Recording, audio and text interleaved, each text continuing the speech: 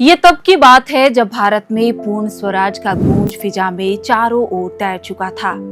Britannia हुकूमत अब अपने मुल्क में बैठ भारत के आजाद तिरंगे को फहरते देख अपनी मुट्ठी तो भींच ही रही थी, पर माथे की लकीरों में तनाव के बदले सुकून था। भारत को आजाद हुए अब 5 साल बीत चुके थे, यानी कि देश में वोट डालने की जद्दोजहद का समय था। सबकी नजरें सब ओर थी, लेकिन दिल्ली की नजर बिहार पर टिकी हुई थी। कारण था सोशलिस्टों का बढ़ता प्रभाव। लेकिन ऐसा भी नहीं था कि समाजवादी लहर बिहार में अपने मकाम पर हो, क्योंकि उस वक्त कांग्रेस की डोर सूबे के एक ऐसे नेता के हाथों में थी जो खुद समाजवाद की भावना से ओतप्रोत था। प्यार करने वाले इस नेता को बिहार केसरी बुलाते थे, लेकिन सीएम के टेबल पर एक नाम चिपका था जिस पर लिखा था श्री कृष्ण सिंह। लेकिन ये कहानी श्री कृष्ण सिंह की नहीं है, ये तो कहानी है एक ठाकुर की। बिहारी भाषा में बोले तो एक हजाम की, एक ऐसे हजाम की जिसके हाथों ने जब पहली बार स्लेट पकड़ा तो गोकुल ठाकुर को इस चिंता ने जकड़ लिया कि आखिर पुरखों से वरदान में मिले जजमानी को आगे कौन बढ़ाएगा। पर गोकुल बाबू को इस बात की कहां खबर थी कि हाथ में स्लेट पकड़कर उस पर कखरा लिख रहा ये लड़का एक दिन बिहार का भविष्य लिखेगा। हालांकि गोकुल बाबू माने, लेकिन उस रोज माने जिस रोज लड़के ने अपने नसीब की तरह काले स्लेट पर सुनहरे रंग में अपना नाम उकेर दिया था। गोकुल ठाकुर की नजरें चमक चुकी थी। उनको एक पंडित बार बार याद आ रहा था जिसने कभी बोला था कि लड़का एक दिन बड़ा नाम करेगा। अब क्या था, सालों से निराशा के दाग से भरे रुमाल पर पहली बार आस की एक बूंद गिरी थी। अब स्कूल का दरवाजा भी खुल चुका था, जिसके अंदर पहली बार गांव के किसी हजाम ने पैर रखा था। गांव के उस हजाम का नाम था कर्पूरी ठाकुर। नमस्कार, मेरा नाम प्रियंका मिश्रा है और आप देख रहे हैं एयरनाउ की स्पेशल सीरीज किस्सा गोई।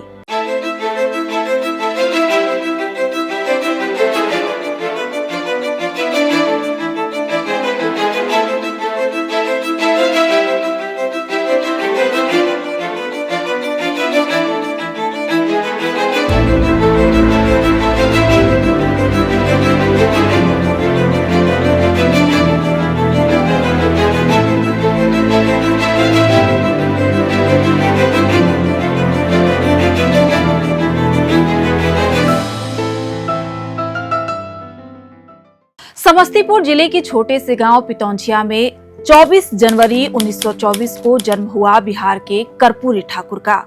तब पितौंचिया एक ऐसा गांव था जहां ठाकुरों के अलावा किसी और जाति का कोई घर द्वार नहीं था। अंग्रेजों की थोपी गई तिनकठिया परंपरा थी और उस गांव में थी एक कुटिया जो दरबार नाम के एक बड़े से महलनुमा घर के छांव में पल रही थी, और उसी में अपने 7 भाई बहनों के बीच पल रहे थे कर्पूरी ठाकुर। राजपूतों के पूरे गांव में ये अकेला ठाकुर परिवार था। जाहिर था पूरे गांव की हजामत की जिम्मेदारी कर्पूरी ठाकुर के पिता गोपाल ठाकुर के हाथों में ही थी, और शादी ब्याह में नाउन की जिम्मेदारी उनकी मां रामदुलारी देवी के जिम्मे थी। कर्पूरी अभी छोटे थे, लेकिन इतने नासमझ भी नहीं थे कि उनके अपने माता पिता के साथ हो रहे भेदभाव का एहसास ना हो। उनको इसकी टीस भी थी, लिहाजा उन्होंने शिक्षा का हाथ थामा और एक नए सफर पर निकल पड़े। 1930-40 के दशक में जब पूरा देश आजादी की लड़ाई में कूद पड़ा, तो पितौंचिया से निकलकर कर्पूरी ठाकुर भी इसमें शामिल हुए। 1942 का भारत छोड़ो आंदोलन उनके जीवन का निर्णायक मोड़ रहा। वो ऑल इंडिया स्टूडेंट फेडरेशन से जुड़े और छात्र नेताओं के साथ भूमिगत काम करने लगे। प्रभावी विद्रोही प्रवृत्ति के कारण अंग्रेजी सरकार ने उन्हें गिरफ्तार कर लिया। वो करीब 26 महीने जेल में रहे। जेल में रहते हुए उन्होंने लोहिया और जयप्रकाश नारायण जैसे समाजवादियों के विचारों का आत्मसात किया। पत्रकार सुरेंद्र किशोर लिखते हैं कि जेल की सलाखें कर्पूरी ठाकुर को तोड़ ना सकी, उन्हें कमजोर नहीं कर पाई, बल्कि वहीं से उनके भीतर समाजवादी राजनीति का बीज अंकुरित हुआ। इसका असर 1952 के आम चुनाव में भी देखने को मिला। बिहार में उस समय कांग्रेस पार्टी की कमान बेहद तेज तर्रार नेता डॉक्टर श्रीकृष्ण सिंह के हाथों में थी और उनका नेतृत्व ऐसा कि उनके हाँ में हाँ सिर्फ पार्टी की ही होती थी, बल्कि जनता भी उनके हाँ को ही अंतिम मानती थी। कुल मिला जुलाकर बात ये कि तब श्रीकृष्ण सिंह के नेतृत्व में कांग्रेस से लोहा लेना कोई आम बात नहीं था। लेकिन कर्पूरी ठाकुर के सामने ये सारी बातें मिथक सी हो गई जब सोशलिस्ट पार्टी के टिकट पर वो दरभंगा के ताजपुर विधानसभा सीट से चुनाव लड़ने के लिए खड़े हो गए थे। तब कांग्रेस की उस तेज लहर ने कर्पूरी नाम के बवंडर के सामने हार मान लिया था। लेकिन अचंभे की बात ये थी कि कर्पूरी ठाकुर के लिए ना ही कोई चुनाव प्रचार हुआ, ना ही घर पर आकर वोट मांगे गए। तब भी जनता ने उन्हें ही चुना था। जनादेश से साफ था कि सत्ता की कुर्सी चाहे जिस भी रंग में रंगी हो, जनता के फरमान पर उसका कोई प्रभाव नहीं पड़ता है। इस फरमान ने एक और बात साफ कर दिया कि एक रोज ये सत्ता की कुर्सी सबसे छीनी जाएगी। आगे चलकर हुआ भी ठीक ऐसा ही, जब बिहार को बिहार केसरी के बाद एक नया जननायक मिला, कर्पूरी ठाकुर। वक्त बीत रहा था, समय था सन 1967 का। तब तक बिहार के जननायक कर्पूरी ठाकुर एक विधायक से राज्य के शिक्षा मंत्री बन चुके थे। उस रोज अखबार में एक खबर छपी। हेडलाइन था, मैट्रिक परीक्षा में अंग्रेजी अब अनिवार्य नहीं रहेगी।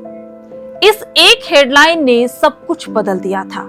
उनके साफ सुथरे, ईमानदार और जमीन से जुड़े नेता की छवि पर जीवन भर के लिए एक दाग छोड़ दिया। एक सवाल छोड़ दिया कि बिहार के अभिजात वर्ग का कहना था कि यह निर्णय राज्य को पीछे धकेल देगा। वहीं राज्य में कुछ लोग ऐसे भी थे जिनका विचार इस निर्णय को लेकर थोड़ा अलग था। जाने माने इतिहासकार अरविंद नारायण दास लिखते हैं कि निर्णय अंग्रेजी के खिलाफ नहीं बल्कि असमान अवसरों के खिलाफ था। कर्पूरी ठाकुर ने शिक्षा को लोकतांत्रिक बनाने का काम किया, लेकिन कर्पूरी के इस फैसले का हश्र भी वही हुआ जो मोदी की सरकार के नोटबंदी निर्णय का हुआ था। खैर, राजनीति में लगे दाग को छुड़ाने के लिए किसी खास डिटर्जेंट की जरूरत नहीं होती। समय बीतता है और लोग भूल भी जाते हैं। हाँ, चर्चाएं तब फिर आम हो जाती हैं जब विषय फिर से छिड़ता है या मुद्दा छेड़ दिया जाता है। लेकिन उन चर्चाओं का हश्र भी उस समय वैसा ही होता है। हुआ भी कुछ ऐसा ही। 67 के बाद साल 70 आया और कर्पूरी ठाकुर मजदूरों के नायक बन गए थे।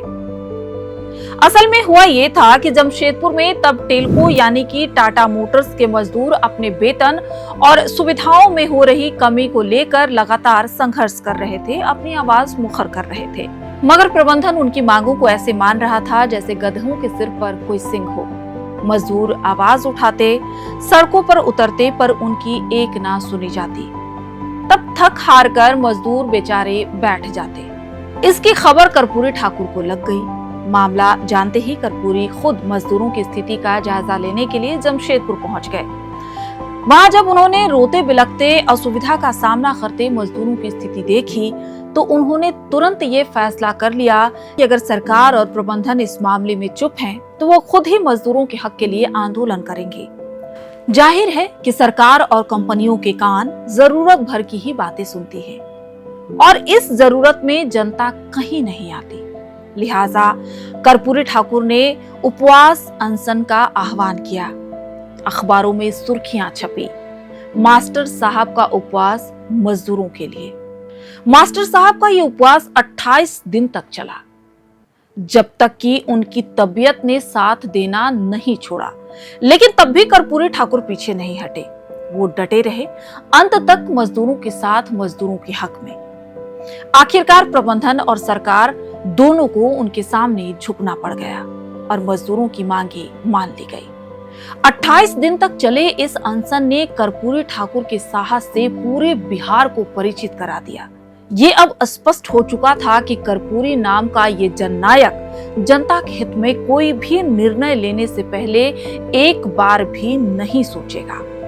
ये अनशन मात्र इस बात की एक छवि भर थी। जल्द ही एक विस्तृत कहानी भी बिहार के सामने आने वाली थी, जिसकी शुरुआत हुई साल 1977 से। जब जनता पार्टी की सरकार बनी और कर्पूरी ठाकुर दूसरी बार मुख्यमंत्री बने।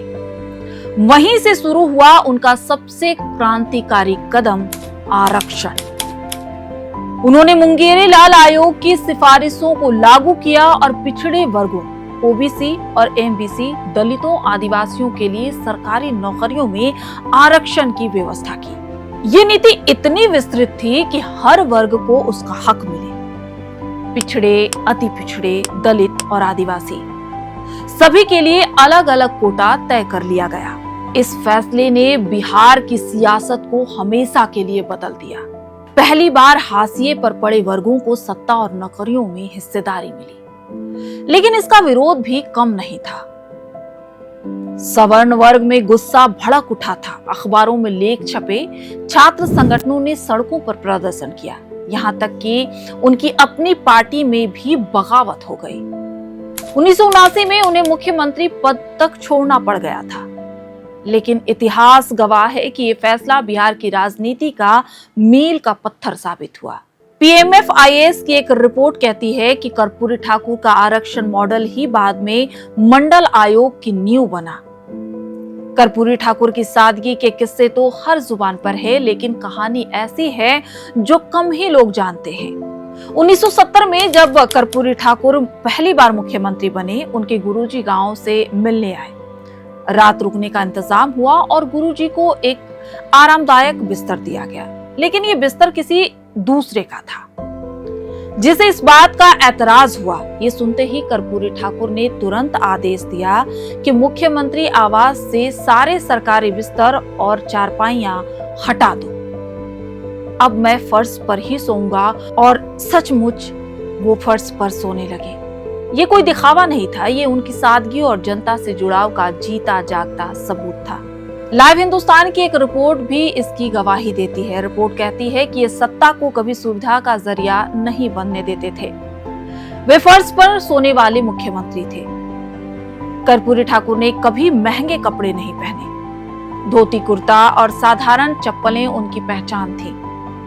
मुख्यमंत्री रहते हुए भी उनके घर में वही सादा खाना बनता था जो किसी आम गांव वालों के घर में बनता है। उनके लिए राजनीति सत्ता का सुख नहीं, सेवा का रास्ता था। पत्रकार अनुरंजन झा लिखते हैं कि कर्पूरी ठाकुर की सादगी ही उनकी सबसे बड़ी ताकत थी और यही वजह थी कि जनता उन्हें जननायक कहकर पुकारती थी।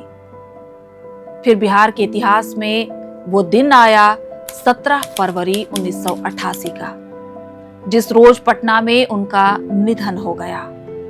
उस दिन बिहार ने न सिर्फ एक नेता खोया बल्कि एक सच्चा जननायक खो दिया। लेकिन उनकी नीतियां, उनके संघर्ष और उनकी सोच आज भी जिंदा है। अंग्रेजी को वैकल्पिक करना, शराबबंदी लागू करना, आरक्षण की नींव रखना और मजदूरों, गरीबों के हक में डटकर लड़ना, ये सब उनकी देन है। 2024 में भारत सरकार ने उन्हें भारत रत्न से नवाजा। ये सम्मान सिर्फ एक शख्स को नहीं बल्कि उस सोच को मिला जो कहती है सत्ता विशेषाधिकार नहीं, सेवा का जरिया है।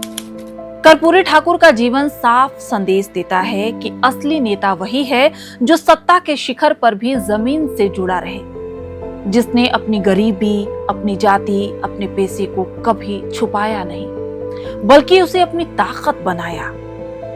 राजनीति में सियासत तो सबके नाम पर होती है, कर्पूरी भी इससे अछूते नहीं रहेंगे। और लेकिन ये याद रखना होगा कि कर्पूरी ठाकुर सिर्फ एक नाम नहीं थे, वो एक विचार थे, सादगी का, न्याय का और बराबरी का। फिलहाल हमारे इस खास कार्यक्रम किस्सा गोई में इतना ही।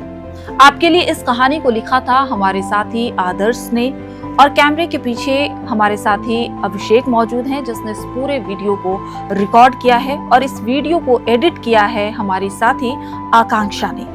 आपको हमारी ये कहानियां कैसी लग रही हैं? अपनी राय हमें कमेंट करके जरूर बताएं, क्योंकि आप जो कमेंट करते हैं उससे हमारा मनोबल बढ़ता है, साथ ही हमारी टीम भी मजबूत होती है। आप सभी का बहुत बहुत शुक्रिया। Thank you.